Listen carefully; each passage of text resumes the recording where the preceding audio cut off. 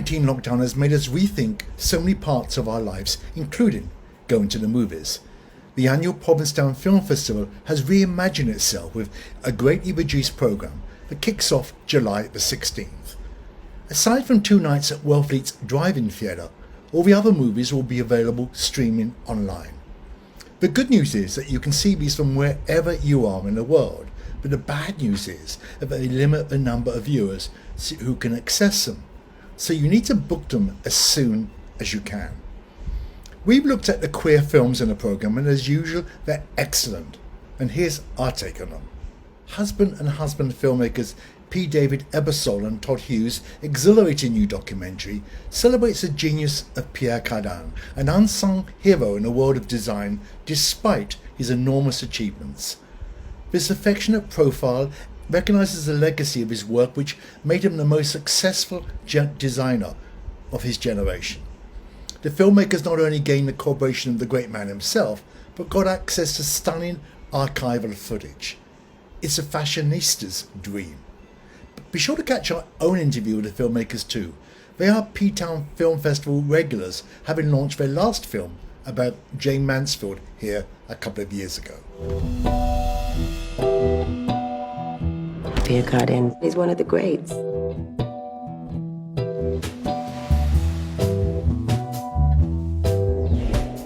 If I stand up, will you see it? Yeah. Okay. Because it really is kind of amazing. It looks like it's from today. You know, it's very important that he was the first designer to get into diversity, because designers have that power to globally inspire millions of people. 我觉得问每一个中国人，几乎所有的中国人都知道皮尔卡丹。 This debut feature film for Morgan Ingari tracks a storyline that initially strikes one as too inconceivable, but gradually really draws you in. Single young woman Milo, who is at a crossroads in her life, rashly decides to become a surrogate and an egg donor for an older gay man she meets casually in a bar. However, instead of it becoming a mere legal arrangement, Milo becomes increasingly attached to him and starts leveraging the pregnancy as a means of staying embedded in his life. Heartbreaking and extremely touching, it's a story about the sheer loneliness of living in New York and the expectations that women in particular have in life. You know how when you're out drunk with friends and someone's like, oh, we should all go camping, and another person is like, yeah. And then you wake up the next morning with the idea that just like totally lost its magic and it never ends up happening. What? I'm thinking of becoming a surrogate. A surrogate what? Like mother. For who? That guy we met at the bar the other night, Roger. Have you been to Thigh High? Yes, the gay bar? That's my bar. We have PBR, picklebacks, and Sunset Surprise. Ooh, what's the sunset surprise? It's a surprise that looks like a sunset. I feel like I can do something good and real for him, like now. Never have I ever shown up at a stranger's drag show. Would we call me a stranger? I'm but a spinsterly old maid who has yet to use these plentiful hips for a single babe. Are you serious? Two-time Academy Award nominee Jackie Weaver steals the spotlight in his feel-good queer comedy written and directed by Tom Fitzgerald. When Texan Baptist choir mistress inherits a failing drag bar in San Francisco, she rises to the challenge with such style. Miss Weaver is joined in this totally delightful movie about life giving people second chances by Lucy Liu, Adrian Grenier, Jackie Beat, and the amazing Nia Taylor, who stole our hearts in Tangerine. The Provincetown Film Festival are honouring Maya with their New Wave Award.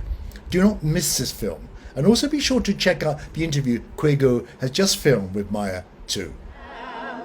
All right, well that was neither amazing nor graceful. No. Ricky Metcalf was a big, flaming comet.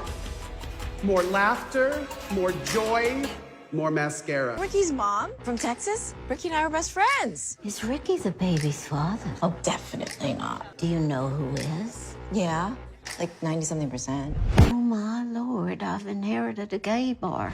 Good evening, ladies and gentlemen. I'm Dusty Muffin, and I gotta warn you, this muffin has nuts. I have a plan. What do you know about running a drag bar? I'm a Southern Baptist choir mistress. Different songs, same divas. Some of the same wigs, too. I want you all to sing. Like sing? Really sing? All right, bitches, get dressed. Nino and Maddo live opposite each other. They've been conducting a secret affair for decades, and after the death of Maddo's husband, they're on the verge of leaving behind their clandestine life in France and enjoying each other and Rome for what is the rest of their lives. Maddo has promised Nina she would tell her grown-up children she's leaving, but at the last moment, she fails to find the words. Tragically, they would have been some of the last words she'd spoken, as shortly after, furious Nina finds out of her loss of courage, Maddo succumbs to a stroke. This award-winning French movie with its heartbreaking tale has been wiring audiences in Europe, as it will now do here in the US. A film about elderly lesbians in love is so very rare indeed, so don't miss this excellent one. Joyeux anniversaire. Ouais. Je voulais vous dire une chose qui est très importante pour moi. Je voulais vous dire que je vous aime. Santé, maman. Bonsoir, Madame Dorme. Bonsoir.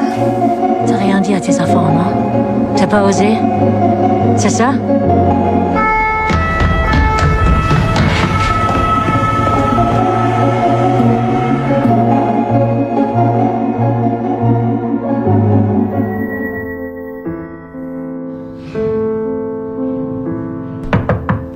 Madame Girard, votre voisine est venue vous voir. Madeleine. The one queer film in this programme that we were unable to preview was the Capote Tapes. Capote was a singular figure in the 20th century. He presented himself unapologetically on television at a time when most gay men took pains to avoid scrutiny. His books, Breakfast at Tiffany's and In Cold Blood, were bestsellers and critical darlings. Now the Capote Tapes delivers a fresh portrait that reinvigorates our understanding of this vital writer. So there you have it. Go to provincetownfilm.org to book tickets, see the entire programme and learn how to access the films too. Also check out Queerguru for full reviews of all these films and over 1,000 more LGBTQ movies. Whilst you're there, be sure to sign up to get all the latest news about the best and worst of queer cinema. Next up will be our review of the packed programme of the 26th edition of Boston's Wicked Queer Virtual Film Festival. It kicks off on July 24th.